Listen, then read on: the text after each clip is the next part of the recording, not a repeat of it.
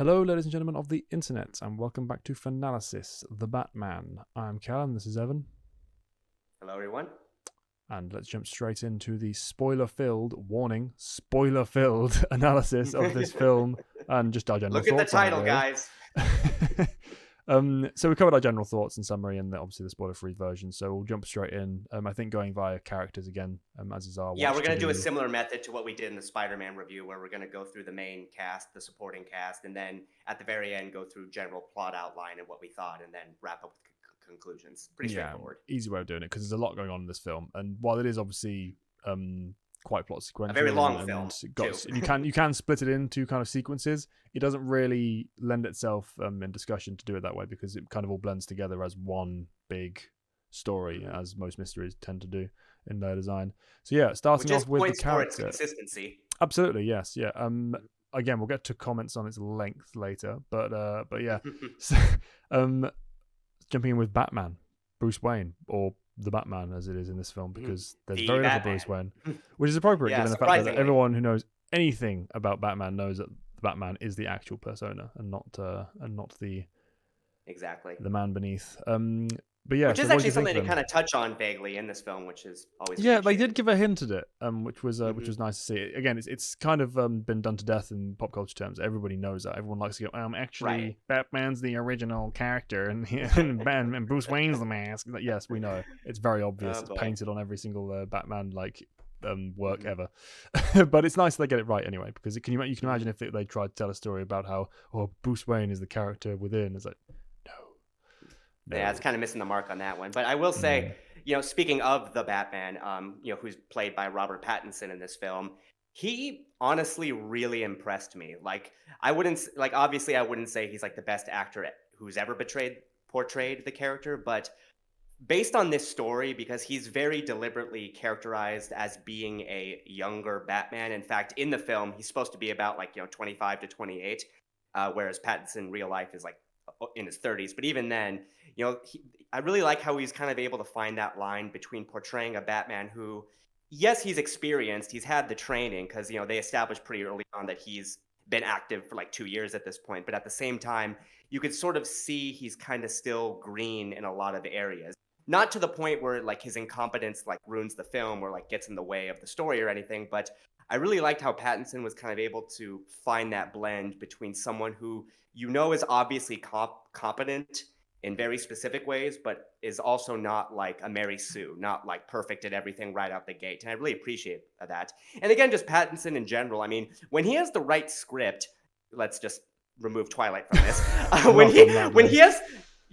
he has the right script going, he's actually a very competent actor. And I think specifically for this story that they were trying to tell, the fact that, like I said, the fact that they are very much deliberately aiming for a younger Batman in a slightly more, I guess, smaller world. Well, not smaller in the sense. Well, here's the thing. This isn't connected to any larger universe. This is just a pure Batman story. And I think viewed through those constraints, I think he actually did a very good job. Again, not perfect. And there are moments where his emo-ness gets a little grating, but I'm a little bit more forgiving of that because, again, he's very deliberately meant to be a younger Batman. If Christian Bale was written this way or Michael Keaton was written this way, it would seem really out of character. But I think for him specifically, like I said, it worked. So I think I appreciate the balance. Very competent actor, both physically and mentally. And to be honest, I would like to see him play the character again in future works. Again, maybe, we'll get to scripting later. I do think he needs a slightly tighter script to go off of, but I think for what it was and what he was given, it's very serviceable. Yeah, I mean, completely agree. He's a fantastic actor when he's given the right script. Absolutely fantastic. Largely underappreciated until recent years, I think, thanks in large part to his Twilight stain. He plays a very raw Batman. He's new. He's inexperienced. He's had enough. He's got enough experience on his belt that he's not completely useless. Obviously, he is functional and capable. But you can tell this is not the Batman that commands every room he walks into. He's getting there. He's working on the tricks of the trade and building that idea and mythos up. But he's not quite established himself in Gotham itself, but also in his own mind as being the Batman. It's still kind of a work in progress in his head. I think that's portrayed very well. Every aspect that I critique when it comes to his character, it's not down to his acting, it's down to the writing and the direction. Yeah. You mentioned the emo-ness. That's not pout on Patterson. It was what he was obviously told to do. Hey, have your hair down here, do the skulking thing. That was what was required of him from the script. And I don't like that. I think even for young Batman is emo, but there's a limit, Well, it's not even emo. He's brooding and dark. He's not teenage like emo phase. Like he's never that. Bruce Wayne isn't someone who ever had a teenage year period. He was like adult from age 9. He was moving onward from that. He was training, and he was being mentally preparing himself and equipping himself for the life that he was choosing to lead ahead of him, and figuring that out, obviously. So I didn't like that. It made, obviously Bruce Wayne is the mask, but he wears it just as well as he does his true persona as the Batman. He's supposed to command a room even when he's in civilian mode. I didn't get that. He very much felt like he was kind of that hermit, loner, teenage emo kid in the room, especially in the funeral stage. There are elements of it of some stories to come where it can work, but I think it needs a radical shift after this film, with the climax being what it is, from the I don't really know what I'm doing on either side of the fence approach to, okay, I have a clear track for what I want to achieve. Here's how I achieve it, and move forward from there. Because Pattinson can be an absolutely fantastic Batman, and when he was properly made to shine in the scenes that he had to do that in this film, it really worked. But that wasn't always the case from the design of the story.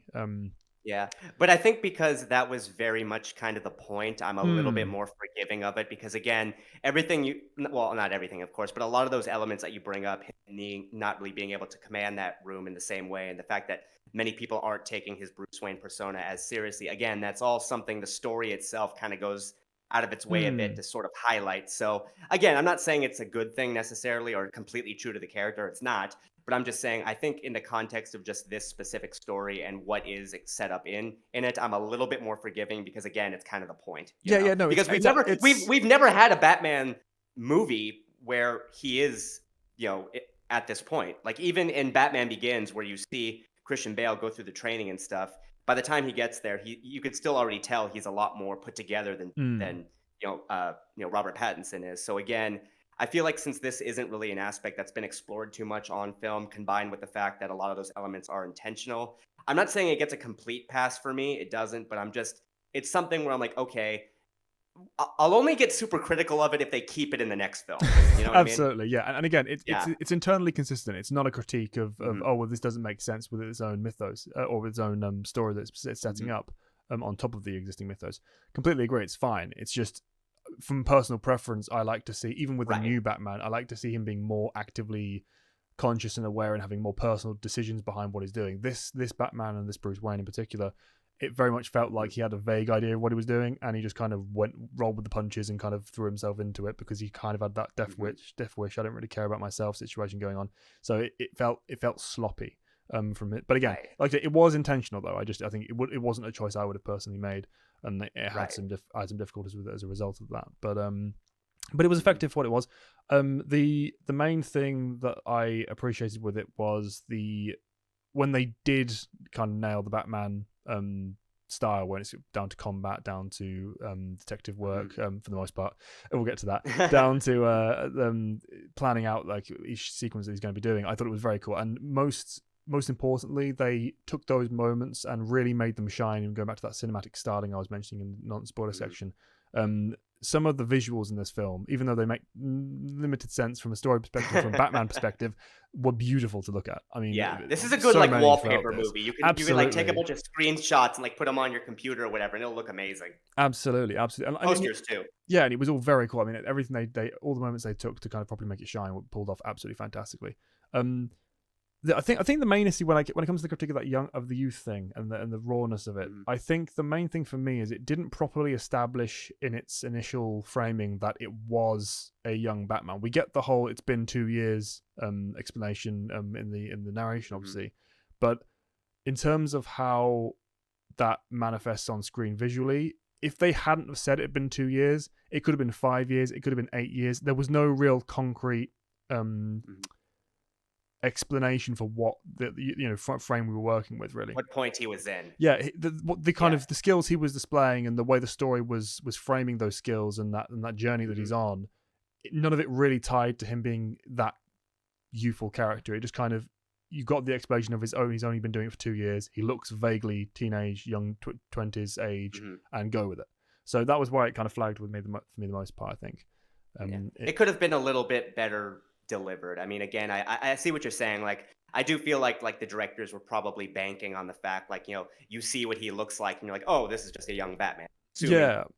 But again, it's like, yeah, they did the way that actually comes across in the narrative is it's there, but it's a little sloppily delivered. So I see what you're saying. It could have been better integrated into the theme and the plot of the story, is what I'm saying. Because he could have been 10 years in, and it still wouldn't really change what happened with the plot. There wasn't a great difference there.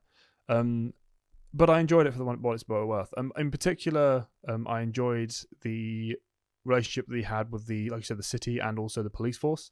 Another aspect of that nebulous kind of, well, how long has he been doing this sort of thing? But at the same time, going with the concept of it having been 2 years, I like that he's got to work to earn the respect of the police. We've not really. I mean, you mentioned the other day the fact that he's sitting in a police crime scene. We've not seen that in the other films. He's actively involved in trying to solve the crime, and this film as a whole really touches on his detective skills a lot more than any other film ever has. I really appreciate that. Yeah, I really enjoyed the films. Every scene with that where it was working on it, I thought was really cool. I could have done with a bit more skill in the area, because I know he's young, but that comes down to what it means to be the Batman and how best he can make a change in the city as the Batman. It doesn't come down to his personal skills. His personal skills should have been set from pretty much day one, because he's a genius. He's masterfully trained, both mentally and physically, etc. That didn't really come across. He was smart, but I mean, little things like Alfred having to help him solve the riddle, obviously. But more egregiously, the fact that he didn't even look up what the murder weapon was, the original one. Some random police officer who was just guarding the house says, "Yeah, it takes up carpet," and it's like, "Really? I never knew." And then goes straight to the. It's like, come on. He does. For the record, he doesn't actually say that. He might as well have done. If he had looked up what that murder weapon was from day one, he'd have found the map under the carpet from the start, and none of it would happen. I mean, the world's greatest detective. It's in the name. Yeah. It doesn't take 5 years to reach that point. When it comes to that sort of thing, he should have had at least more than that. If this was an Arkham game, that would have been the point where hit the detective vision button and exactly. And it felt a little bit, when you're writing the world's greatest detective story, you have to have world's greatest mystery. You can't have little details like that, especially one as egregious as not identifying the murder weapon properly. I mean, it's just sloppy. So that kind of bugged me a little bit, but it by no means ruined it, because I enjoyed the fact they were focusing on that aspect at all. When he's sitting there with the computer and trying to analyzing the footage that he's recorded from the crime scene and talking things out with Alfred and talking things out with Gordon, really appreciate it. There was some good comedy attached to it, but just the aspect of it of focusing on the detective work, because it is such a huge integral part of what Batman's supposed to be.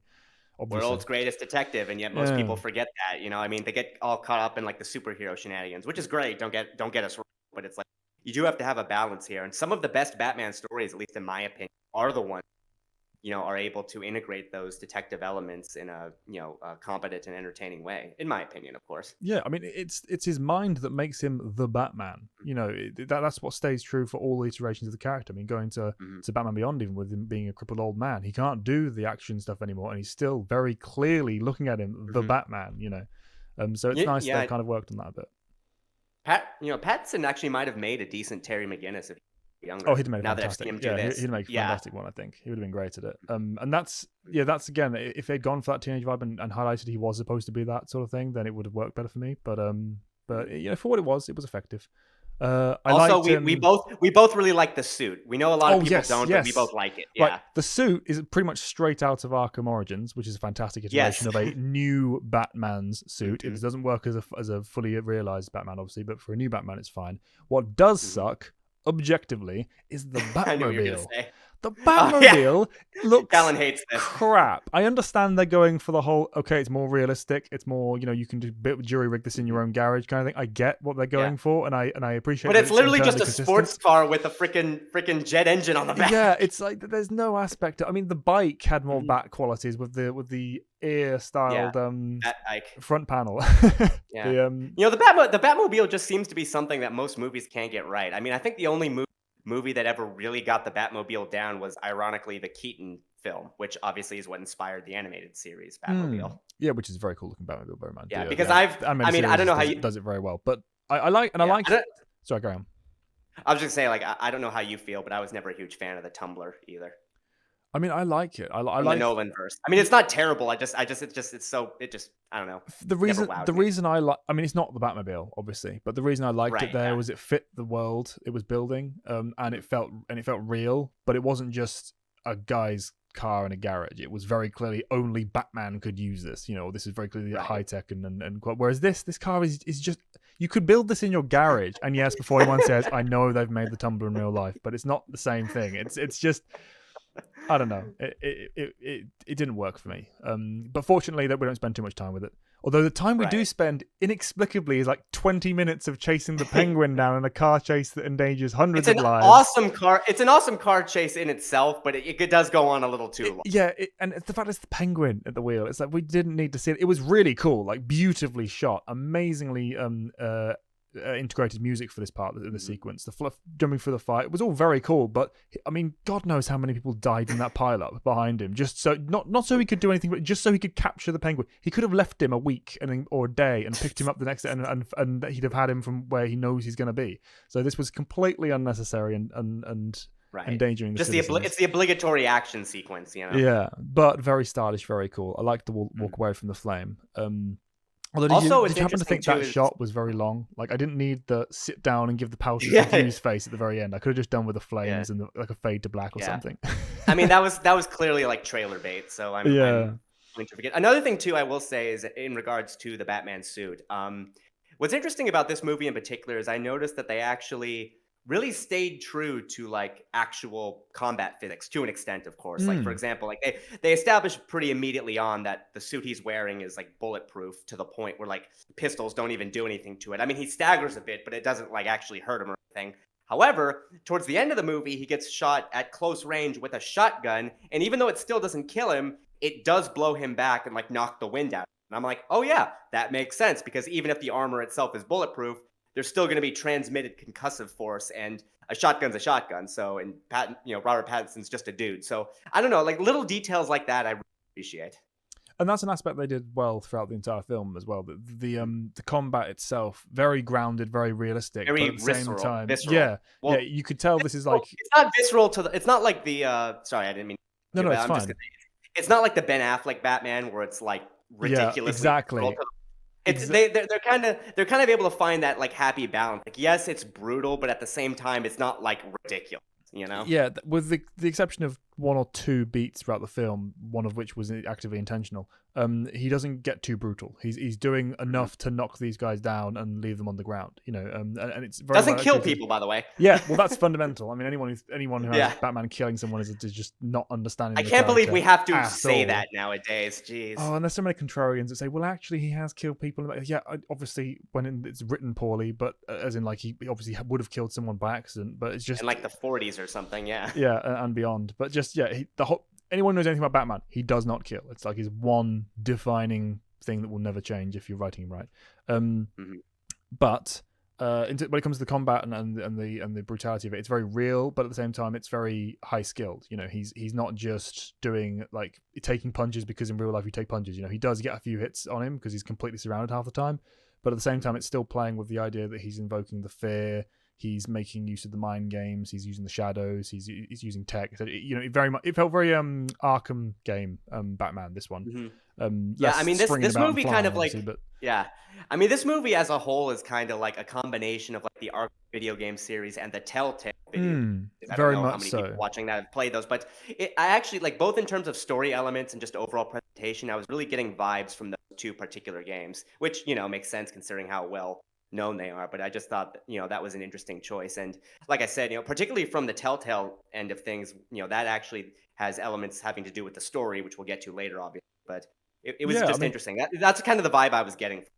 For my money, the Telltale, in particular the Arkham games, are the best or the most well-received branches of Batman media outside of the comics and obviously the animated series.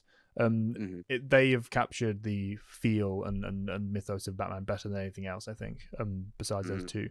including the cinematic universe, because what the cinematic films have to work with is the aspect of the realism.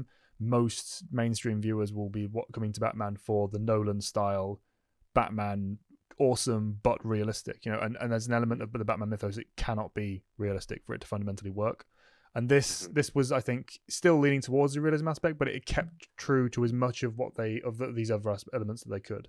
And it was clear that they'd paid attention to it, and they were, still felt like a comic book film. Yeah, exactly. Yeah, and especially with, again, let's going back to those stylistic elements. Some of the shots and art choices they make with it are very clearly trying to big him up as this icon that he is, because Batman really is one of the biggest icons in superhero media. I mean, him, not counting media, the new period. ones. Well, yeah, of course, but particularly superhero media. I mean, not counting this latest like decade when it comes to Marvel, for example, Iron Man going straight through the roof.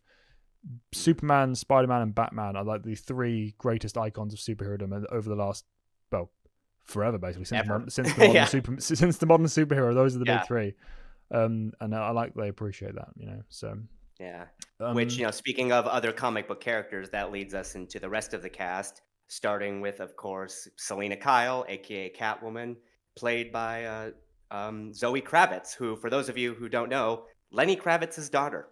Big fan. Well, she did fantastically, but easily the best Catwoman we've seen on cinema, as far as I'm concerned. No question. Yeah, got the sass and the vibe and the confidence, but still the carefulness of the character down. She had the movements were just pure Catwoman in terms of the combat, in terms of the interaction with the other characters. Everything about this character felt like an actual cat burglar. Yeah, exactly. Like an actual cat burglar. I mean, that element isn't to be knocked, because a lot of the time they go for the kind of femme fatale thing and focus on that. But she is a cat burglar first and foremost. That's the whole point of her character, and or her gimmick anyway. And it works really well. I hazard a guess that she's at least dabbled in some of the content, the source material, not necessarily deep dived, but at least had a look to kind of work from and get the best out of it.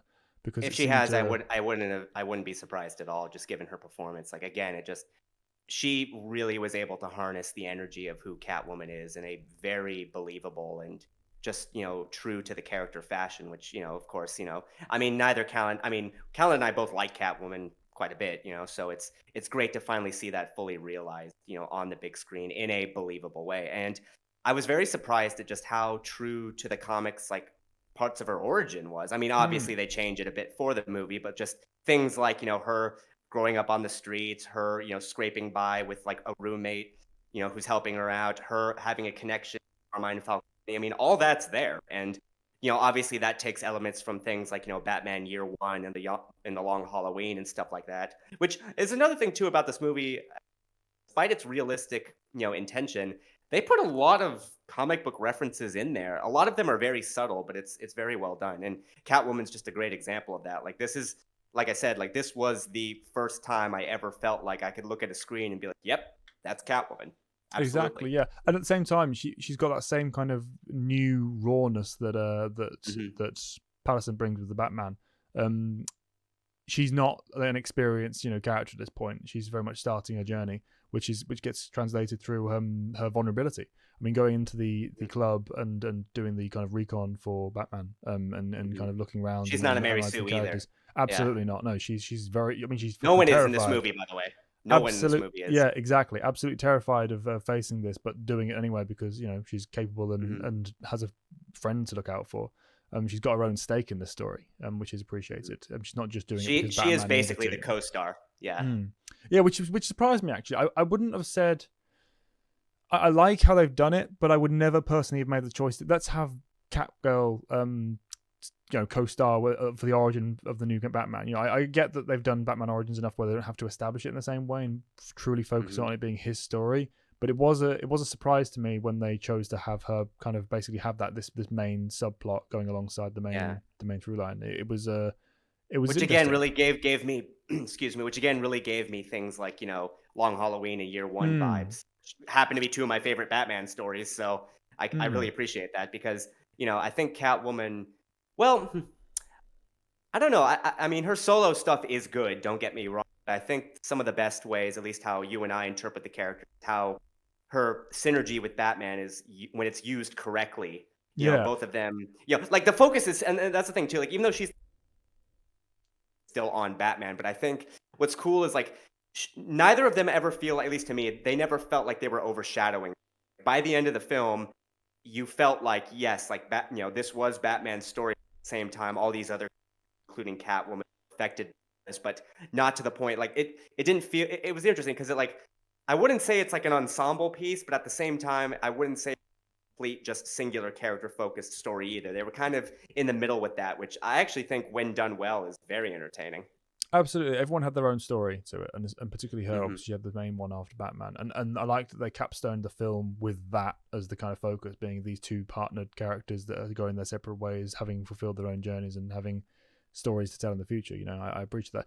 As you said, I'm a fan of Catwoman. Catgirl, did I say before? Catwoman is what I meant to say before. Yeah. Sorry, I'm thinking Batgirl, which is my favorite Bat member character, Bat family character.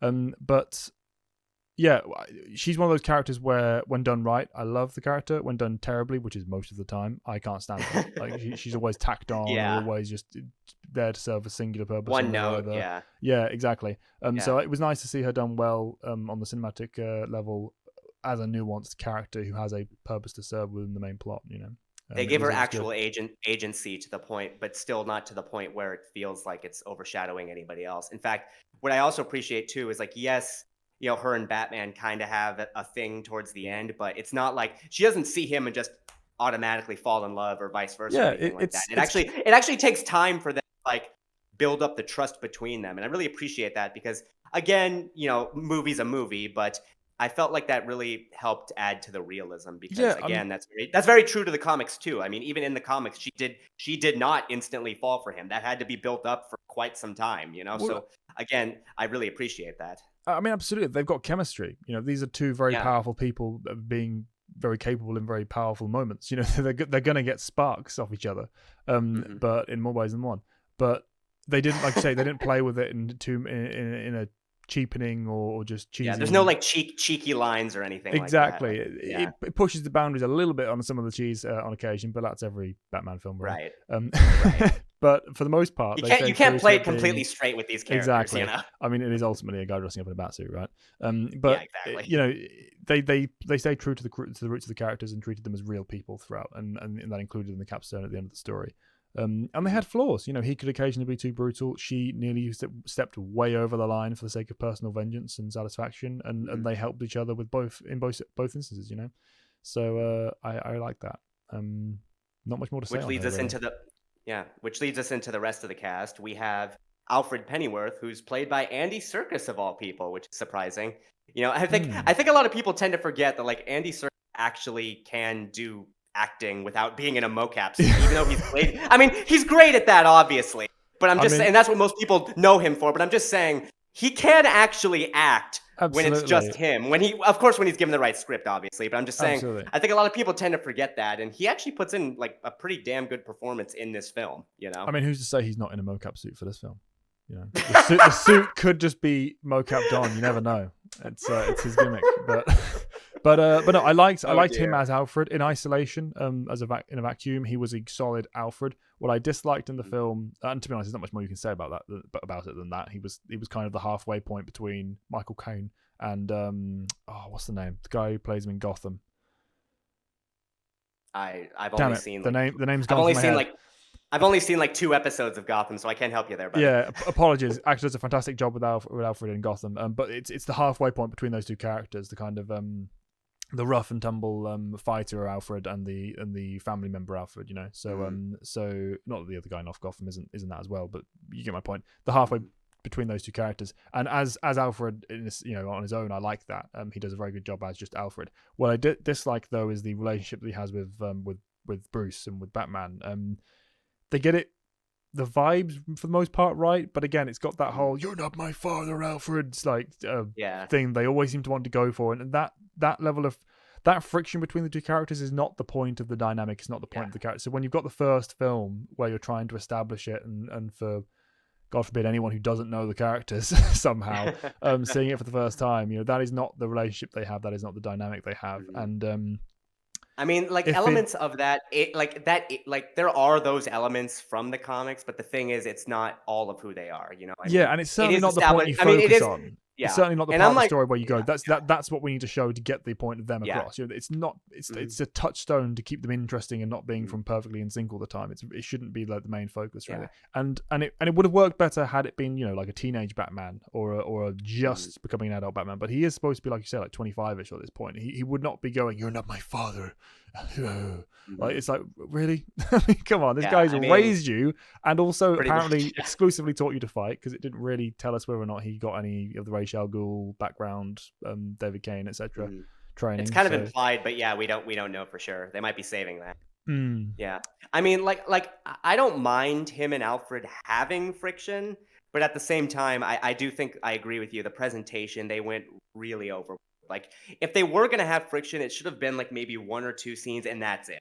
Like, yeah, it shouldn't have been like a constant thing. And I don't put any of the blame on the actors for that. I solely absolutely. attribute that to the script, of course. And to be fair, those scenes of them having that friction are done well for what they are. It's just it just feels a bit out of character. And again, I don't mind them having friction at all, because even the other movies had that. But at the same time, it shouldn't be, like you said, it shouldn't be the sole thing they focus on in its entirety. And also, if Alfred and Batman are gonna actually have a fight, it needs a bit more of a stronger motivation than they gave us. I mean, I'm not saying it's terrible thing, like, his dad and all that, and obviously Alfred and Thomas Wayne were very close and all that. But again, it just, like you said, yeah, it does kind of come off as, I wouldn't say petulant, but yeah, just kind of off, you know. And it's a fact that they put it alongside. I mean, they threw in the whole Alfred being threatened card really early, and I mean, this is the first film of this new Batman, and it's like, oh god, Alfred's already being blown up. That was a bit cheap, and predictable and low stakes, because you knew it wasn't actually going to be carried through on, etc. I mean, I did think, oh, are they actually going to kill Alfred? I thought that would be both a surprising and terrible decision, but they didn't go that way. Anyway, Right. so yeah, so that they threw that in alongside it, and then on top of having had the disagreement beforehand, they then followed it up with another disagreement in the fact that Bruce now thinks, "Oh, my dad's terrible," and because of this one guy said so situation. And We'll get to that more when we get to the script, but yeah, yeah, it it just feels it didn't. feels artificial. Yeah. Yeah, exactly. It felt very much like this is being written for the sake of manufactured drama, and while it could work in the right story, I don't think it Mhm. makes sense as the first kind of primary display of who Mhm. these characters are and what they mean to each other. So Mhm. yeah. Yeah, but still very, very well done. Which, then now we're going to be talking about the villains, and starting with the main villain, the Riddler, aka Edward Nygma, played by Paul. I think his name's Paul Dano. Is his name? I don't know, to Is be that honest. I it? didn't check it. All I know is he played Dwayne in Little Miss Sunshine. That's the only thing I recognized him from. And But actually, I mean, again, also, I'm just gonna say, best interpretation of the Riddler that's ever been on screen. Granted, that's very low, but still, like, no, I think they actually did a very good job updating Riddler for a quote unquote modern audience, because he kind of has been one of those characters that, I wouldn't say he's aged poorly, but he has kind of always had that, like, elements of his, like, more satirical, old timey golden age thing. He's never really quite been able to shake that off completely. And I thought, for what it was, kind of making him, like, he's still a super genius who's obsessed with riddles, obviously, but also having him be like, have this online presence, being almost a terrorist in the way he goes about things, and just sort of having, he's, and obviously crazy, but not crazy like in the same way that someone like the Joker is, of course. And I just felt like, he really did come off as somebody that you just can't really get a beat on completely at any time, which is very true to who Riddler is as a character. Riddler is, an enigma. You can't, Hmm. fully pin him down, because that's his whole shtick. So I really appreciate that. And they made him incredibly competent with what he does. Obviously, like most villains, he ends up getting caught in the end, but it never felt like he lost just because the writing had to make him lose. It actually felt like a plot. And to be honest, there are a few sequences, especially in the middle, with, where he's like live streaming, torturing this one politician, and the way it's kind of like the Dark Knight scene where Joker, filming the imposter Batman on the TV. And I'm not gonna lie, like, that scene in itself, like, the way it's presented, it's a little bit disturbing. So I appreciate that. They really did a good job of making him come off as intimidating, yet also competent, yet also. So the fact that they were able to just balance out all three of those attributes really made him a strong villain, in my opinion. And it's just great to finally see the elements of the character brought to life in a way on screen, in a way, again, for modern audiences. And it really is one of the cases they update a character well, but at the same time still stick to his roots. So I really appreciate that. Yeah, I was kind of of two minds about him, which is, I guess, is the running theme of the film for me. So everything good I have to say is that I wouldn't have done that, or that was a bit odd. So he riddled you. Yeah, I mean, I enjoyed the character. He made an excellent foible in terms of focusing on the detective kind of mystery story, having it be, which is obvious because of the nature of the riddles. It always works well with Batman. It's the whole point of the character's existence to be a foible for him in that regard, and on that level, the way other the damn Rogues Gallery? Rogues Gallery. The Rogues Gallery, that's the word. Thank you. It went straight from my head. I'm here for you, buddy. The point of him as a member of the Rogues Gallery is to be that foible on the detective level, giving him those clues and having him kind of solve that mystery. So in this film, with the updated version and style, that worked quite well. I appreciated that. Because he actually is one of the few members of Batman's Rogues Gallery who's almost as intellectually competent as he is. Yeah, in a different way, exactly. In a different way, obviously, but just in terms of raw intelligence. Yeah, he's a lot more niche and focused than Batman. Batman's a lot more general purpose intelligent. Of course, yeah. But yeah, definitely there's someone who can compete roughly on his level. And that shows in the film. Well, it shows more in the film because this isn't the most intelligent Batman we've ever seen. But that aside, he's young. He's growing. It played well, and I liked the. You mentioned the scene with the obviously the Joker style live stream thing. That was kind of like, okay, we've kind of seen it before, but the reason I like the film overall and it didn't track for me was because it moved on from that and gave us something new in the form of the more in-person one, where he was in the background on the camera itself while the actual victim was in Batman's face, literally, with the bottom strapped to his head. It was a new. Yeah. That scene hadn't been seen before on the cinema, and it was very effective. And they kept the horror and the tragedy of the moment without showing the gore as well. Similar to how, well, as opposed to how something like The Boys, for example, would have done it, where it would have made a fountain of blood there rather than just a flame. So yeah, I liked that it captured the horror and the tragedy and the shock and the suffering without it having to be like over the top and gratuitous. So that was cool.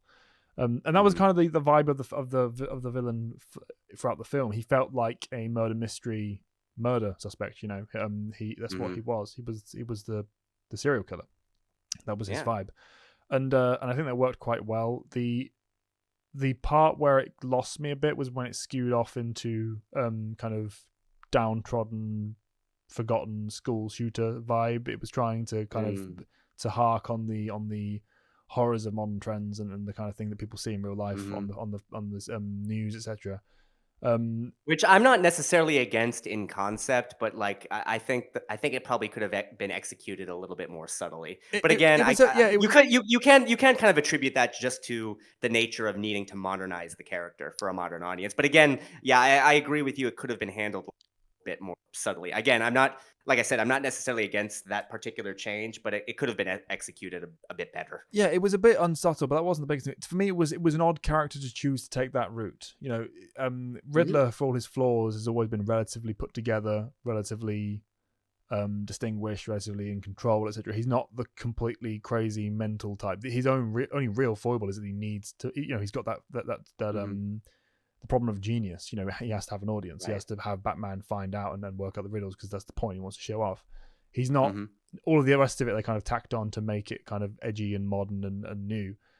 So I would have personally chosen that for a different character. And that's why it kind of gave that weird vibe for me. But having chosen it for the Riddler and sticking with it and committing, they did a good job of it. I particularly liked how it connected to his being an orphan and how that obviously contrasted against Bruce Wayne. How he figured out who Batman was, how and he's definitely the type of character who would be able to do that. But how it specifically tied it to how poor Bruce Wayne, poor Bruce Wayne, the billionaire in the ivory tower, how sad. The character who could literally click his fingers and solve all orphan problems across the entire city and hasn't. Which done. I mean, he's not technically wrong. Exactly. I mean, and that's one of the other reasons I didn't like Bruce being the Bruce he is right now, because Batman doesn't just fight crime in the night. He does use his Bruce Wayne persona to do good on the financial and economic and social levels. So that was another aspect of that. But that being what it was, I like that it brought that fact up. I like that it made that a part of the character and it made it part of the bitterness and ragefulness that he had as a character and what ultimately steered him astray and into that villainy role. I also liked how that connected to the fact that he'd be able to get a gang as well. Like he'd have a group of people working with him in that vein, because that's very true to life. Right, establishing a following in a realistic way. Also, you don't have to collect 200 trophies to fight him. Yes, exactly. God, whoever thought that was a mechanic that needed to be done. I get what they're going for, but still. Yeah. Which, going on cheesy villainy, we have the Penguin, played by Colin Farrell, who you may know from everything. Yeah, I mean, fantastic job. But if they wanted to get a character to play the Penguin, and why they needed to go for one who needed layers of makeup to pull it off, I don't know. Yeah, that was a casting choice. Like when I first heard about that, I'm like, really? Like, and I was a little afraid that I was actually afraid that he'd look nothing like the Penguin. But then I see this, I'm like, yeah, that's the freaking Penguin. I'm like, I give him credit to the makeup artists for going the whole 9 yards. I mean, he looks like the Penguin, he acts like the Penguin. Much better than Danny DeVito, I say. Sorry, Danny DeVito, if you're watching this. I highly doubt you are. You are, sorry. But yeah, no, he really did feel like the Penguin. But at the same time, one mistake I feel like a lot of people make with the Penguin is they sort of don't know how to balance out his penguinness. Because yes, but like more to the point, like he is a high tier villain. At the same time, he's not like absolute zenith. In this extent that he's typically either working with somebody or working under somebody or working behind the scenes. Like, not that Penguin couldn't, be the main villain of a movie. I'm sure if with the right writing he could. But I'm just saying I really like how he's portrayed here because he does come off as competent. He does come off as a leader. But at the same time, he doesn't come off. He's not like number one. Like he's still not at the top of the pecking order, for lack of a better word. It's not the point of the character. He's supposed to be a facilitator, that kind of halfway point between the actual rogues. I mean, he is a rogue. I don't want to diminish him in that regard, but the crazy rogues and the common criminal element. He's that person who can be the gangster character and the not comic, but over the top crazy villain monster thing. Yeah, I guess basically. But and I think this was not only a good halfway point between those two extremes, but also, which is true of the entire film basically, but also a good origin for him. This is clearly him going, oh, Falcone's out the way, I'm going to be the new crime boss in town, like swinging his proverbial umbrella. Is totally something he would do. Exactly. Yeah. And he doesn't have an umbrella gun though. That's unfortunate. He will. It will come. When they realize that they've got to start going crazy for the next characters, like Freeze, for example, he better be in the next two films because someone needs to do it. That'd be awesome. They're going to realize they're going to have to start doing a little bit more of the less realistic elements. I know, but I just want to see Colin Farrell with that weapon. That would be hilarious. I'm sure he would be down to do it too. So I'm all in due time. Again, yeah, this is definitely a very great interpretation of the character and easily one that, I mean, it literally just did feel like, this is the Penguin. Like it didn't feel like someone playing the Penguin. It felt like, that's a freaking Penguin. Yeah. So again, I really appreciate it. I mean, he's never been like, top 10 Batman villain for me personally, but I don't dislike him. And I thought based on his, I thought he was portrayed very solidly here. And hey, we finally get an iceberg lounge. Took him long enough. Yeah, I was like, oh no. This is not bode well for the film. Oh, okay. There's a club within the club. It's okay. It's fine. Yeah. So I was like, that is not the iceberg lounge. I mean, you don't have to give me, penguins on ice serving food or anything, but there has to be some level of class. This is the Penguin we're talking about. So thank God they had that. I could have done with more of an ice theme for it because I love the way they did it in the animated series. But for what it's worth, it had the class element, so they at least understood the core of the character. Because when it was they just walked into the club, I was like, this isn't right. This isn't right. Yeah.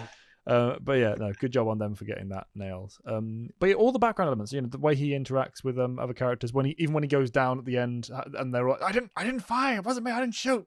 Like that felt very Penguin-esque, the way he talks without going full over the top cartoonish.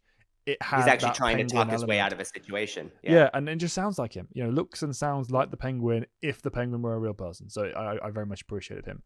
And again, it's not Farrell's fault that he spent 20 minutes in a car chase he shouldn't have been in. Which brings us to our last villain, whom Penguin works for, Carmine Falcone, played by John Turturro, who you may remember also everything. Easily best interpretation of Carmine Falcone that's screen. John Turturro just nails it was the fantastic. sort of slimy sort of mob boss, but at the same time just this brutal, harsh, just terrible person who you really do get the sense of this is the guy hand one your back will shoot you in the head. That balance really comes across well. Just being so despicable, but not like cartoonishly despicable. Like he really did feel like a relatively realistic gangster, at least a realistic gangster by Batman standards. So again, brilliant. Also, he has a connection to Catwoman. Long Halloween reference. Didn't think they would do that. Loved it. Yeah, it was well done, and it gave her a reason to be emotionally invested in the story besides just having a friend who happened to be connected to it. You know, that was well executed. Gave another aspect of how she can tie to Batman as well, because Batman's whole thing about not killing, you know, means that he can reach out and help her on her own journey without it being forced. So that was a good choice. Yeah. He's a good character. I mean, he's that kind of sweet spot where he can be skeevy and slimy, but still in control and not classy, because obviously he's doing some very unclassy things. But he has that element of put togetherness. His version of classy. Yeah, the criminal. He does dress all nice. He does kind of like hold himself up, kind of like his posture is very like controlled. So he does have those elements. It's just again like a real mob boss. He's able to kind of go between both worlds on a dime. Yeah, so I think which again felt very realistic to the character. He's got that kind of croning, like looming over you quality, which was particularly powerful in the first shot of him in the film, and where he interacts with Catwoman, who kind of looks up and is clearly terrified because she's got that vulnerable element and that connection to him. That it makes sense that she's scared because this is this horrific figure in her life. Finally, we get a gangster character in a Batman film who's actually a legitimate threat and not just cannon fodder for Batman to scare during his first appearance. Exactly, yeah. And they did that well with the Batman Begins one as well, but it never had that much connection to the overall plot. So it was nice to see that in this one. And I'm even really surprised about how they explained his relationship to Thomas Wayne again from the comics, and just like the fact that Thomas Wayne saved his life during a shootout and whatnot, and that kind of sort of spiraled into a relationship between them that Thomas wasn't really comfortable with but couldn't really do much about. Again, I really appreciate it because not only does that add layers to obviously Thomas Wayne himself, but again, it makes Carmine feel in this movie like he has like an actual presence rather than just being some random gangster that Batman has to encounter. There's actually some history there, and I appreciate that. I mean, he is kind of, and not even kind of, he is the first villain we really interact with in this film. So well done on that. Yeah, absolutely. It was well executed and more importantly tied to the personal level of the characters as well. It wasn't just this guy's the criminal boss that needs to be taken down. He has a personal tie to Batman or Bruce Wayne, and he has a personal tie to Catwoman as well. So very well executed.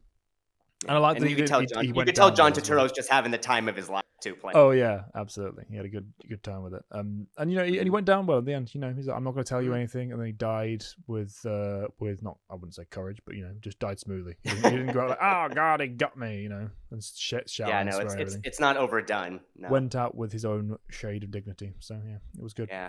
Speaking of police shootouts, that brings us to the rest of the cast, which we have James Gordon, played by Jeffrey Wright. Who done very well. Which, by the way, Jeffrey Wright, I don't know if people watching know this, he actually played Batman in an audio drama. So this is actually one of the few instances in superhero movies where they brought an actor back who previously played the main character to star alongside the new main character, which is very rare. In fact, the only other instances I can think of them ever doing that, I can only think of two. And the first was in the animated series, Beware Ray Ghost. Ray Ghost was played by, Adam West, obviously, who he wasn't technically the first Batman, but he might as well. So, and then them interacting with Kevin Conroy. And then the second time that they did something like that, at least to me, that sticks in my head, was in season 2 of Smallville, which I used to watch quite a bit. I think the episode was called, it was Rosetta, season 2, Rosetta, where they brought in Christopher Reeve, who was the first person to play Superman on the big screen, to star alongside Tom Welling, who was playing Superman, or Clark Kent as he was during that point in the show, together. And their interaction was great. So, by the way, if anyone has not seen Smallville and you're only going to watch one episode, watch that one. But again, I love that because it just kind of feels like, well, for one thing, they keep a tight lip on their actors, but another thing too, it's just a nice little fun fact. I mean, obviously, it doesn't come into play in the actual story, obviously, because, for obvious reasons. But again, I just like that little fun fact. It just shows that he's not fully unfamiliar with this world. Yeah, absolutely. And it's I don't want to critique it because it's not. he plays Jim Gordon. This Yeah. is an actor being Jim It's a very Gordon. vanilla It's interpretation of Jim Gordon. Not bad, but just nothing that. I mean, I wouldn't say it doesn't stick with you in its no, entirety, it's but not it that. just It's not doesn't. that. I don't want to make it Yeah. sound like a critique because it's very much not. He did an absolutely amazing job. But the problem is because he was true to the character, because he was true to the comic interpretation, because he was true to the idea of Gordon that we know from the comics and from the Northernverse and all of that stuff. Because of that, because he did such a good job, basically, his own opportunity for a take on it kind of fell by the wayside and just fell into the background. He was just, and here is Jim Gordon. Exactly what we want, exactly what we get. There wasn't any kind of new twist or very vanilla. spicy element for it. Yeah, but again, not a critique of him. He did a fantastic job. It's just he loses a bit of his own personal credit as a result for it because he just embodies the role and is there for the role. Yeah. Which, to be fair, it's very hard to follow in the steps of someone like Gary Oldman. But at the same time, I mean, again, he does nothing bad, but he does nothing that like blows you away either. Just like it really just does feel like, yep, I'm James Gordon. I'm doing James Gordon. Exactly. Again, nothing wrong with it, but just nothing that they don't really do anything unexpected, kind of like they did in The Dark Knight with him, actually getting involved and thinking he's dead and all that. So, a little disappointing, but at the same time, they hit all the beats that are necessary for James. Him being the first to trust Batman, him being the good cop in a sea of corruption. So again, all the elements are there. Totally comes off as James Gordon, but at the same time, it won't. I don't know. I think for most people, this probably won't stick with them in the same way some other interpretations will, in my opinion. Yeah, and I have two remarks on top of that as well. That's nothing to do with the acting, but the writing. One, his introduction, I would have given him more weight than he did. He just kind of rolled onto screen when Batman needed to be let onto a crime scene. He could have had a better introduction for the film, particularly for how much of a presence he did end up having in the end. So that was one thing. And also, when he's on the call with Batman in the car and he says, "You're the only one I trust," I thought, really? I mean, Montoya? Any other? Where? What? And then after later on in the film, he brings like a sea of police that he has that he trusts. And I'm like, okay, good. So he does have people that he can trust because Gotham is not all corrupted arseholes. There are some great police. Yeah. There are always great police, in real life and in stories, and we should never forget that, despite the corrupt arseholes. So I was happy they brought that in at the end. But to start with, when he said, "You're the only one I trust," that's a bad line for Jim Gordon because that's not who he is. He's not Batman's sidekick. He is the bridge between the police, the law. It came off as cliche, yeah, exactly. It just kind of very unsubtle. I was like, okay, that's a bit of a misstep. But yeah, that's all I had to say in terms of critique for him. Apart from that, he was fantastic, Gordon, and interested to see what they do with him next because he's now the police commissioner, obviously. Yeah, there's a lot of potential there. We'll see where it goes. It takes us to the last main character. She doesn't start off as the mayor, but she eventually becomes the mayor of Gotham. Bella Real, played by Jamie Lawson, who I'm sadly not too familiar with. Do you know her? Have you seen her? I don't know. I've not. But she did an excellent job. I think she's very good. It's just I didn't recognize her from any particular. Still, I liked her bearing. She had like a very almost regal bearing about her as the mayor, and kind of stepping through and being dignified and pulling Bruce up by the britches and going to pay respects for the funeral and having that kind of confident presence and obviously fighting for good, which is always very important for the Gotham mayor. But I will say she needs to listen to her police bodyguard sometimes because seriously, she's like, "No, I'm going to go out there," walks out, looks up and goes, "Whoops," and gets shot, surprising no one. I mean, she could have just looked from the side and gone, "Okay, maybe I won't go out into the middle of the live target fire." But but she was doing her duty and I respect that, and that's great for the leader, obviously. So just she's kind of the way it was framed a bit, I was like, "Oh, come on." Yeah. I mean, I was afraid, like, on her introduction that she would be portrayed as, like, the goody two-shoes politician and that's it. But they were actually able to give her some surprising layers. And you really do feel like she does understand the corruption of the city and is genuinely, like, she actually gives a damn. I mean, gives a damn put it any more taking simply than steps that. to do something about it. Like, reaching out into Bruce Wayne is like, you could be doing more. Like, just that little touch I felt was very good and a good way of connecting her to the main character as well. Yeah. And I love that she doesn't approach him like as a politician typically would. There's not like a bunch of paparazzi behind her. There's people on either. So like she approaches him like as a friend or like what she is. They're not friends, obviously. It's not at that point, but it's like she approaches him in a way that's like it's genuine. Yeah, like, genuine. It's not for just staging. It actually feels like she actually wants to do this and actually believes can help her do what she wants to do. And I really appreciate that. that subtlety, because again, it just makes her feel so much more layered, even though she's not even, I mean, she's on screen decently, but she's not like a huge presence. Yeah, So she I really doesn't have appreciate, that much going on yeah, for her. It's purely the yeah, the delivery of the actress. You know, the fact that yeah, she's coming across, she's not being demeaning, she's not being like snobbish. She's like, you should be doing more, Bruce Wayne. He's like, no, Bruce Wayne, you could be doing more, and I'm gonna get you to do it. And let me just go over here and pay my respects, but wait right here. It was well yeah, that she was connecting with him on a personal level, and it speaks volumes for what the kind of politician and the kind of leader that she is. And it's definitely hmm someone. She's someone that the often needs, but not the one it deserves, or deserves, but not the one it needs, whatever. And she's both. And I like the end point with her character as well, where she actually accepts Batman's hand, because obviously she's talking about the vigilantism at the start, as all of them do. And then, hmm okay, so yeah, we need Batman, and then that happens, and hmm she's willing to accept that and take his hand But and be let she's out. not stubborn about it. Yeah, She's not like, oh, exactly. She's not like I'll never trust you she's no not matter like what. Like, she's no, she's no, actually like no, I'll handout. stand Yeah, myself, thank you. Like, no, she actually accepted no, the hand that was out reaching out to her, yeah, because this that is a was good great. person, you know. I loved that. Yeah. Yeah, So again, kind of like James Gordon, like, does nothing, does nothing wrong, doesn't necessarily do a ton, but at the same time is very well executed. And there are layers to her personality that you can really see mm, the more you look. So yeah, I thought she was fine. And in yeah. fact, is she a completely original character? Is I she think actually from the so. comics? I think so. I've never read any I had comics a of her. feeling she was. I wasn't sure. But yeah, no, But she's well yeah, done. but I mean, as far as completely original characters go, I mean, that can always be kind of 50-50 in a comic book movie. But yeah, I thought she did fine. Yeah, no, it was good. Mhm. And yeah, where do you want to go next? Because we've covered most of the characters from the cast now. Do you want to kind Yeah, of go? I guess we could go very broadly with like story beats and whatnot. Just things we enjoyed. Yeah, yeah. And So, things we would have changed. I mean, again, this whole movie is set up as a detective mystery story. Obviously, there are other elements to it, but like at its most basic level, that is kind of the crux of the thing. And I thought it was like overall, in an overall sense, I thought fairly well. Some plot holes like the whole weapon thing you mentioned earlier, standing of, but I thought the structure of the film overall was very consistent.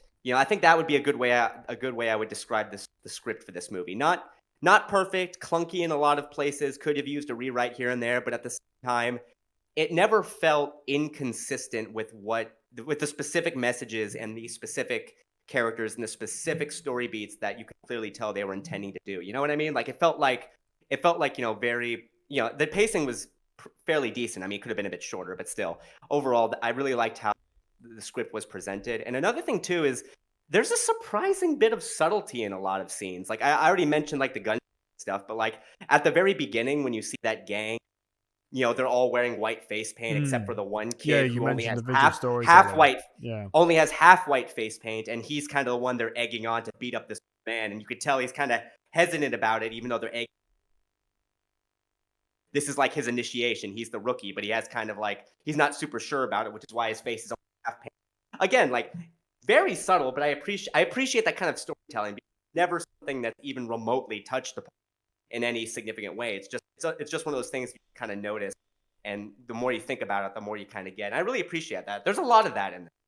Yeah, I and get, yeah. for the overall plotting, like I think you're right in that consistency is the name of the game with this one. Mhm. I'm someone who could watch a 10-hour film if it's good enough. I really don't care Same. about whether it's long. But the Absolutely. reason I think this one could probably get away with being a bit shorter is that nothing it did with its length was particularly required. It was all good, it was all fine, but you could probably cut a good quarter of this film off, rearrange some things, and it would lose none of its message, none of its thematic power, none of its drama, etc. It was just kind of the first third felt like it was just kind of happening to build up because it needed to be a long film. Because Batman Right. is a long film. Um, Which there's pros and cons to that, because like the length, they can kind of spend more time on certain character beats, but at the same time, it's always difficult to kind of find that fine line between using your time correctly and just using time. You know what I mean? Yeah, I mean, they didn't really do much with the amount of time they had. They certainly filled it, and it wasn't like it was a slog by Yeah. any means. I don't mean to imply that, but for the amount of time they had, they could have had like grand character epics of like journey and plotline, and for the most part, they kind of just stayed plateaued as solidly good. And there wasn't, I can't think of any peaks and valleys in this film, with the obvious exception of the climax, because that's always a peak, good or bad. So that was how I felt for the most part. I just kind of felt like this film is going on and it's fun. I just don't feel like there's a particular flow of up and down with it. And again, that was by design. It just as a choice, I think it had that kind of just run of the mill, consistently good feel. Yeah, it kind of felt like if you took like 3 or 4 episodes of the animated, kind of put them together like in a row, Yeah, just with one tied story and one tied detective style. Like if you think about it, how much of the detective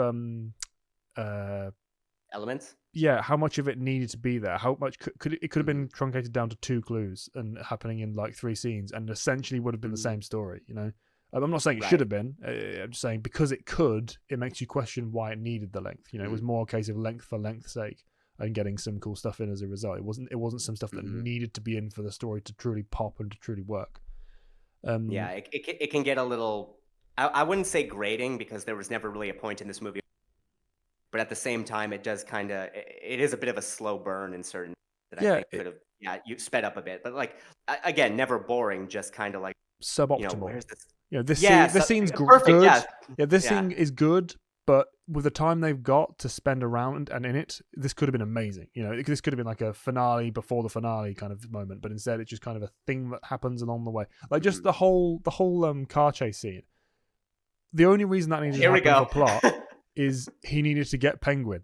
And they needed to have a chat with Penguin. I mean, even at the end, after all that drama, they just have a chat with Penguin. Even with the fact that it's Gordon there, they just interrogate him lightly. They have a light conversation, effectively, and then leave him to Penguin waddle out of it. But that didn't need a 20-minute or 10-minute, whatever it was, car chase. Car chase build up. Yeah, it was cool. It was well executed, but it seemed unnecessary, and then it felt that way throughout. So it had that hamstringing a bit. But that's enough about the consistent plot. What I did like, again, go back to the style thing, making Gotham feel dense and real. Yeah, and part of that was the lens work they did with it, the actual shots. Now I'm going to go back to the car chase in a second, but the fact that like there was like he's really passionate about that. Yeah. It was just that was a point where I was sat in the cinema going, okay, and I had all these realizations at that stage. So that's what I think about when I think about them. But the camera work with like looking through windows, looking through mirrors, reflections in water, all of the kind of gritty, can't quite see what's going on, shaded quality to the shot design, or the shot choices, was very effective. They did go a little bit overboard though, and I noticed it most for these car chase scene because you start just looking at Penguin's face that you can't quite see because it's obscured by the rain, the dashboard and the rain and stuff. And I was like, just show us one shot. There was a good 30 seconds where you couldn't see what was going on for anything. It was like, can I please have one shot where I can actually tell what's happening? So they went a little bit overboard with that. But for the most part, I found it very effective because it really does help lend that atmosphere and that kind of grimy feel to Gotham. If you just show Gotham in the standard slightly grey but bright DC color palette tones, then it's just a city. It's just a modern city. I mean, it's shot mostly in Manchester. It would just look like Manchester. So they have to capture that, and they did that well. The steep angles looking down from the trainway, I'd actually be curious where they did film this. It was Manchester, I believe. I'm going to check that. But I think it was okay. We're professionals. we totally prepare ahead of time, guys. Yeah. Sorry, Liverpool and Glasgow. Oh, and Chicago as well was also used, but mostly in Glasgow and Liverpool. Does every Batman movie need to be have at least one scene where they film in Chicago? Yeah, well, it's purely for the tracks. Yeah, I know. It's the sole purpose. But yeah, I just find it funny that almost every Batman movie has 2 scenes that are filmed in Chicago. Yeah, but funnily enough, as is the modern trend these days, with most of the big films, or the superhero films anyway, it was filmed mostly in the UK. So Glasgow and Liverpool, not Manchester. Sorry.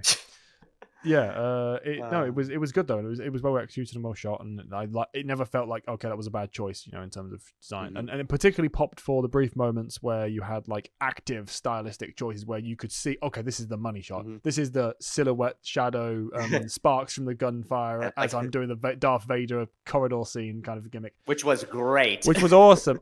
Batman wouldn't do it because there was far too much chance of the thugs accidentally shooting each other. But that aside, because cinema Batman, it was gorgeous. It was absolutely gorgeous, and the shot work and the fighting, and it was brilliant. Loved it. The bigger one moment for me though was in the climax after he's done the one heroic thing pretty much he does. He saves his child in the funeral and he jumps to without even a second's hesitation to cut the electrical wire above the water. That's like the two big hero moments for him as Batman. Which I loved. Mm-hmm. But that after that moment with the flare in the water, he's just walking through, not the leading the crowd out, which was awesome by itself, but that's very on the nose, obvious. Right, Oh, look symbolism. Look at the symbolism, guys. The symbolism, smacking you over the head with it. The bit before that, when he's just walking over to them and walking towards them, that for me, that was pure Batman. Like the visual of him just Absolutely really wading through the water. I mean, it even looked like it was you were playing Arkham, like the way it was moving around and the shots kind of over his shoulder. It was brilliant. No, I mean, it actually did feel. I was gonna say like it actually kind of felt like panels in a comic book. Like you could actually that as see well, artists absolutely drawing those things and like panel to panel, closer and closer. That'd be very. It's a good way of putting it, actually. Yeah, just the colors, the shot, the framing of it, the fact that he's kind of, it's got that almost. This whole movie would actually make a good comic book. Series. It really played with that vibe very well, and obviously it culminated in the fact that he was helping the people out, and not just the mayor, because that would have been cheesy and unsubtle. Helped someone else out and then reached for the mayor. It just little bits like that really do make it play. Again, that's interesting. Like I said before, like they do a lot of very subtle things that you might not necessarily think about at first viewing, but the more you kind of ruminate on them, that maybe that relates to that, and I appreciate when films do that.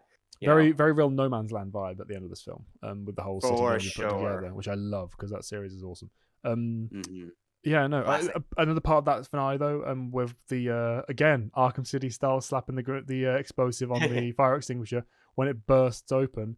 The effect of not smoke, but effect of the smoke, obscuring them and him moving through it. That looked incredible. Like the way that was played within the action was fantastic. I love that. You could just imagine like hitting the button to activate detective vision when. Yeah, exactly. Yeah, even like the way the camera sweeps around. Those takedowns. Yeah, it's very cool. Very cool.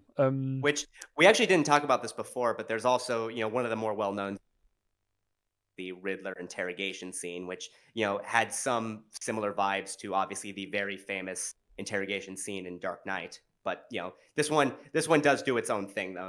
We shouldn't like I don't want to say that it was like a beat for beat copy or anything like that. Oh yeah, absolutely not. None of this was beat for beat copy, which I appreciate. With maybe the exception of the initial live stream like torture thing, that was a bit on the nose, even with how it's moving around. But aside from that, it was doing its own thing, and it included this interrogation scene, which was good. I liked the fact that it was focusing on the orphan aspect and like how poor Bruce Wayne and his ivory tower situation. But I didn't really have too much to say on the rest of it though. It was just kind of one of those crazy person interrogation scenes. We've seen them before. Since Silence of the Lambs. A thing. Yeah. Well, one thing I will say about it though, in its favor, in terms of being true to Riddler's character, is like he goes through kind of two very distinct phases through the course of that interrogation. All like calm, collected, intellectual, put together, and by the end he's just gone completely crazy.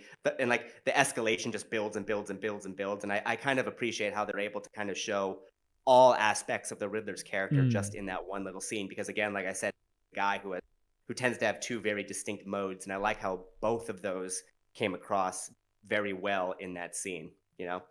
The only cheesy part of it, I would say, well, it's not that cheesy, but Batman like punching the glass. I mean, I get it. I get it in context. But it just comes off as forced. I think it's just like how it's presented. I think that it's the reason I don't like it. The reason I don't like it is because now Batman does lose control on occasion. He's not this like Zen monk. I mean, he's close to it, but he's not this Zen monk type character. If he was, he'd be boring.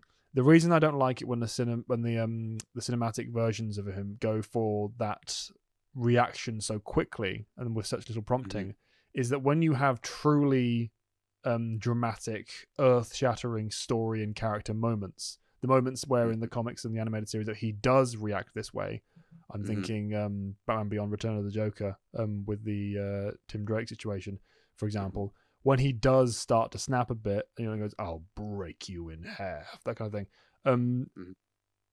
It's no longer as powerful because he's done it for much less reasons by that point in the films. He's like, "Oh no, I don't know the answer to what you've done. You've done something bad. Let me repeatedly, pointlessly punch this glass, this presumably bulletproof glass, repeatedly, and then just go, Argh! When that doesn't work." It's like that doesn't lend itself to someone who's masterfully in control and right.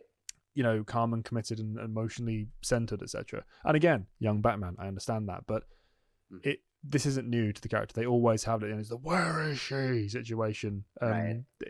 They always take this route. Yeah, And but I think the reason the Bale verse did that a little bit better is because the escalation felt a lot more natural. that was true. Which is ironic. Yeah, Which is actually ironic considering Joker in that film doesn't know who Batman is. yes, yeah.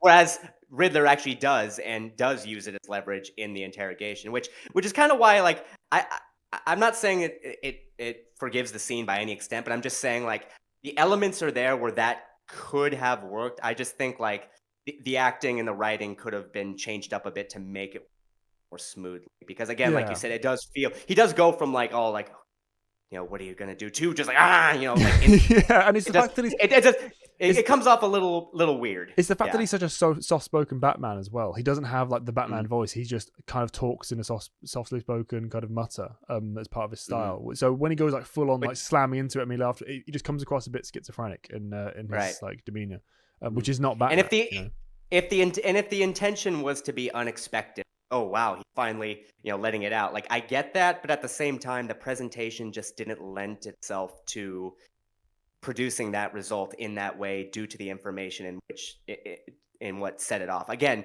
I think the ingredients are there. It could have been just with like some better writing and maybe some, you know, bit of polish. Yeah, it could have worked really well, but yeah. So I'm kind of like I guess I'm almost more disappointed in what could have been than, you know. And the only other time that manifested for me was in the climax. The one part of the big finale I didn't really like was he gets incapacitated by the shotgun blast, as you said, which is very cool, very realistic.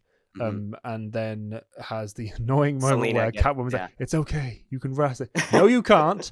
Neither of you have checked those bodies. They're gonna get up. And it was very obvious. And quite deservedly, she gets smacked around the side of the back for her incompetence. So the guy's there. He's like, she didn't check to see who was still up and around, and it's gonna be a problem. And he's like, then has to stab himself with a possibly venom, we don't know, serum to kind of the adrenaline shot to wake him up, and that's fine, but. He didn't need to be in that level of state to get the reaction, because all he does is get up, get the guy off Selina, and then beat the crap out of him with rage and stop, and that's it. Like they didn't need to have that kind of, I need to take this. There was no build up with the injection in the first place. There was no like last resort mention. Chekhov's gunning it earlier in the film. It just kind of appeared when he needed it, when he didn't need it, and then injected it, and then he's up. It just felt like it was this weird missing beat situation where they should have been more of a fight, more of a struggle, more of like okay, he needs to soldier on and carry on situation, but just didn't. He just jumped up, punched a guy a few times, and that was it. Crisis over. Finale finished until the electrical cable thing happened, where then he's fine. And and in the way it's presented, it almost made me wonder if there's like a deleted scene or something. Yeah, exactly. That's what I mean. Because the way it's presented, like it comes off like. Yeah, exactly. So it's is there like a deleted scene somewhere where they actually explain the serum and what that like? I don't know. It just even felt weird. The way it focuses on the little vial. Oh, here it is. You saw this before, didn't exactly. you? Except no, we didn't. It's just now out the blue. He has adrenaline shot. It doesn't need explaining, but because it's there. If it was more of like, okay, he's gone through the ringer. He's been beaten the crap out of, and then he starts the finale. But it's the fact that it's the very last beat of the finale that he needs it for, and then it's over. Apart from the cable thing. So it just felt like it was an unnecessary add-on to kind of extend it. It felt a little odd. I even think it would have been more powerful if he just fought through the agony and the pain to then save her and pummel the guy, and just enough to knock him out. I don't think having the adrenaline boost and then the rage was really required, especially considering it was the beat that the police turned up and was like, "Dude, stop! No, enough." Like that's what they see. They've missed this amazing, which by the way. Incredible fight sequence, like all straight out of Arkham again. All the use of the grappling with the explosives and the weapon knocking. Absolutely, so absolutely amazingly executed. Shot, the choreography, brilliant. So they miss all of that. They miss him being like insanely proficient on like a whim. He didn't even have any prep time. # prep time for Batman. Didn't even have any of that, and he still managed to do all of this. And then they only see him for a bit when he's going a bit mental and pummeling this guy's face in. Who, by the way, seemed very fine for having like 6 adrenaline-fueled punches to the face 2 seconds before. Like the shot is very clearly, you're about to kill this man, stop, and then it pans to his face and he's like, "I'm fine." He's a very durable dude.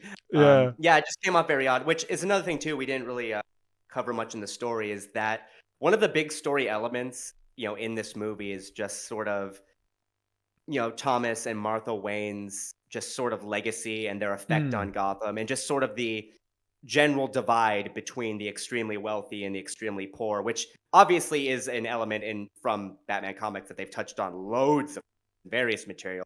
That is a pretty heavy element here. I think for the it's done well. I mean, again, I really got a lot of Telltale Batman vibe Mm. from the Thomas and Martha Wayne stuff, because the fact that they were saying like, yeah, they were, you know there were at least a few skeletons in the closet, which I'm not necessarily against, because again, I felt sort of making that kind of work. In fact, I will say this: the fact that they touch on they bring up the fact that Martha Wayne had some mental issues, which by the way might have been a reference to Flashpoint of all things, which I was very surprised about. I mean, Yeah, I'm her not being I'm the not Joker. complaining. Yeah, I mean, I'm not complaining or anything. Read that story, by the way. Um, I'm not complaining, of course. It's just like, again, that's one of those subtle references that you might not, get you at first viewing, but it's still there, which I appreciate. But again, touching on the elements of the fact that Thomas and Martha Wayne may have been these, idealized paragons of justice, at least not in the extent that some people might have viewed them in other works. Interesting. Now, it is delivered a little bit clunkily, and the fact is that a word? I don't think it is. Clunky. It's enough It word. is, It's a clunky word. yeah, I, and like I like mentioned to you the and other like I said, day. like the. It Oh, was sorry. Go ahead. sorry. I mentioned to you the other day. It was a bit confusing because you reminded me of the mental health issues that she had as a character, and I Mhm. thought, what was that? Was it slander, or was it actually the case that she did murder her parents, or was it her mum who murdered her parents? I missed that section of the film, like It what that was was it was going delivered for. so quickly. It's kind of hard Yeah, I was to. like, Yeah. did she kill her parents? Is that something? And then therefore get put in a mental asylum? I did not get what that was going for at the time. It kind of just flew past me. Whether Yeah. it's a big whoosh moment and I completely missed it, I don't know. Mhm. But that Mhm. was like where the clunkiness kind of set in for me. Because Yeah. having mental health issues and having those skeletons and the kind of real background stuff that he didn't want people to know, that's Mhm. fine. But if it's that extreme, Mhm. I'm like, why make that choice with the parents of Batman? They've never Yeah. been that grey before. Well, I mean, it kind of depends on which stories, because like I said earlier, the whole Carmine Falcone, and that's something that goes That all the way aside, obviously, to yeah. like Long Halloween. So it's like, I'm not necessarily that. And granted, they do establish eventually that, Thomas Wayne's relationship with Carmine was kind of one-sided, in the sense that, like, Carmine did some stuff and didn't tell Thomas, and infuriated. That's something Alfred brought up. So I'm okay with that. Again, I just felt like maybe they'll touch on this in future films. I feel like they probably will. The delivery in how those elements were kind of portrayed, again, like we've been saying, felt really clunky to me. Now, I do like the idea of kind of having this existentialist crisis, and the fact that, like, realizing that his parents weren't perfect, because obviously his parents are his main driving force to becoming Batman in the first place. So I appreciate that, but they don't really spend as much time on it as I think it will. So it just kind of feels like, oh, my parents, but and then that's it. Like we don't get any, you know, um, resolution with that. The closest we ever really get is when he's with Alfred after Alfred gets hurt, obviously, which they do, wrap up some elements with that at the time, but at the same time, but like I'm saying, it's like I felt like that either needed more of an explanation or just a better delivered one. You know what I mean? Yeah, it was the fact. I mean, even the weirdness of it not confirming whether or not Bruce was even there to see it. Like Hmm. it didn't even Oh, which specify by the the way, we whole never we don't get a flashback to crime the alley. Wayne's getting shot. First Batman movie to ever do that, by the way. Yeah, Interesting. I mean, even the Joker did that, and but just the fact that it didn't make that clear, the fact that he wasn't necessarily there to witness it, is a weird Hmm. choice because that's such a. It's not the something you have to avoid. It's like I said about the Spider-Man thing. With great power comes great responsibility. People like to avoid that line because we don't want to deliver the same cheesy line every time. But no, that's integral to the character. Crime Alley Exactly. and how Bruce saw his parents die is integral because that's the sparking like brain chemistry changing moment that makes him go from happy-go-lucky standard rich child to the Batman. So Mhm. it's an important moment.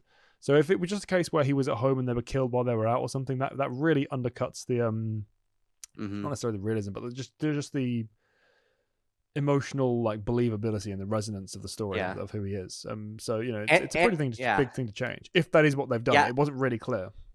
And again, yeah, like, and it would be one thing if they actually work it into the story, like, like maybe Bruce was lied to about how his or maybe there's like some mystery behind like, oh, it's not who you think it was.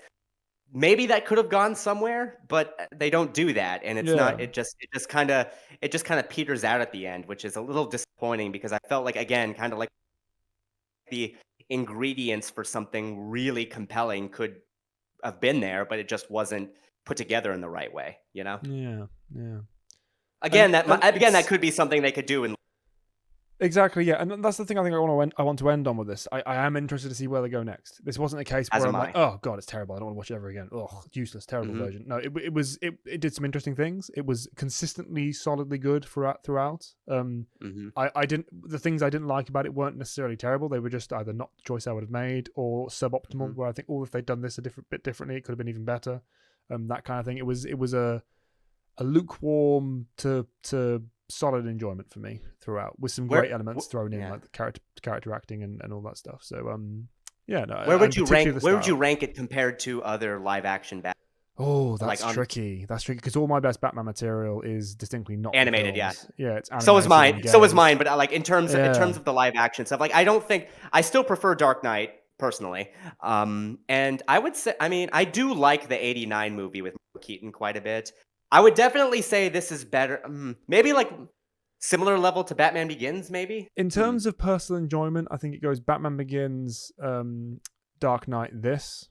In terms of quality, I think it goes Dark Knight, Batman Begins, this. Is how I'd say it. I would agree with that. And then maybe after that, the Keaton movie. Yeah. Yeah, I have no emotional connection to the Keaton movies at all. They exist, and they did some pretty inspiring things in terms of what they did for the rest of the content. Aside from that, don't care about them. So that's it for me. That sounds harsh, but they were good for what they are. But yeah, no, so that's how I'd rank it in the modern films for me. I Certainly think better than I'd be everything they've done about with the same. Yeah. who's the other Batman? God damn it, name's gone from my head. Ben Affleck. Ben Affleck, thank you. Affleck Batman. Again, most of that's down to the writing, but I think this captures the character better. Affleck's a much more watered down, just Marvel version of or Marvel style Batman, so I'm not a fan of it.